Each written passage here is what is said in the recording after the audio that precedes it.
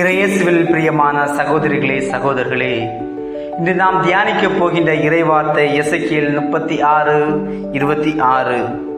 நான் உங்களுக்கு புதிய இதயத்தை அருளுவேன், புதிய ஆவியை உங்களுக்குள் புகுத்துவேன். உங்கள் உடலிலிருந்து கல்லான இதயத்தை எடுத்துவிட்டு சதையிலான இதயத்தை பொருத்துவேன் என்கிறார் ஆண்டவர். ஒரு கல்லை வெயிலில் வைத்தாலும் அது உருகாது, மழையில் நனைத்தாலும் அது உணராது. அதுபோல பாவம், காயம், வெறுப்பு, மன்னிக்காத மனப்பான்மை ஆகியவை நம் இதயத்தை கல் இதயமாக மாற்றிவிடுகின்றனர்.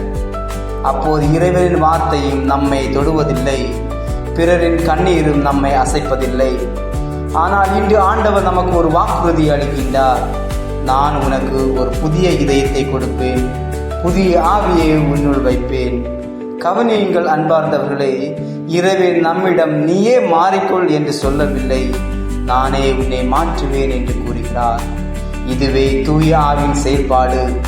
தூய ஆவியார் நம் வாழ்க்கைக்குள் வரும்போது கோபம் கருணையாக மாறுகிறது, வெறுப்பு அன்பாக மாறுகிறது, பயம் நம்பிக்கையாக மாறுகிறது, சுயநலம் தியாகமாக மாறுகிறது.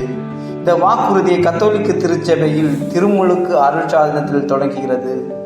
உறுதி பூசுதல் தூய ஆவியானவர் நம்மை உறுதிப்படுத்துகின்றார். ஒப்புரவு அருட்சாதனம் நம் உடைந்த இதயத்தை மீண்டும் புதுப்பிக்கிறது. நற்கருணையில் இயேசுவை ஏற்கும் போது அவர் நம் இதயத்தை தம் திரு இதயத்தை போல் மென்மையாக்குகின்றார். அன்புமிக்கவர்களே, இன்று நாம் நம்மையே கேட்டுக்கொள்வோம். என் இதயம் இன்னும் கல்லை போல் கடினமாக இருக்கிறதா? நான் யாரையாவது மன்னிக்காமல் வைத்திருக்கின்றேனா? தூய ஆவிக்கு என் வாழ்க்கையில் இடம் கொடுக்கின்றேனா?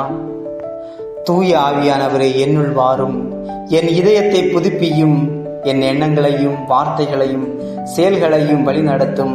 இயேசுவை போல் அன்பு செய்யவும், மன்னிக்கவும், இரக்கம் காட்டவும் எனக்கு அருள் தாரும்.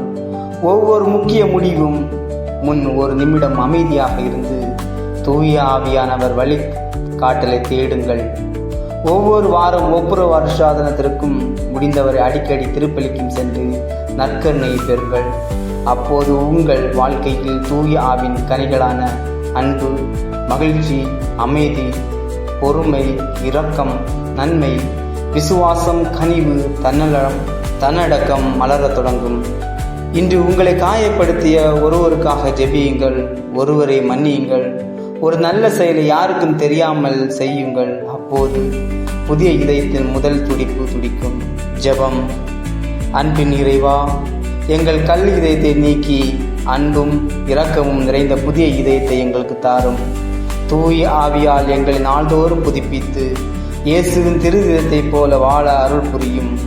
ஒப்புரவு அருட்சாதன வழியாக எங்களை தூய்மைப்படுத்தி நற்கருணை வழியாக எங்களை பலப்படுத்தும். எங்கள் வாழ்க்கை முழுவதும் தூயாவின் கனிகளை வெளிப்படுத்தும் சாட்சிகளாக வாழ அருள் தாரும்.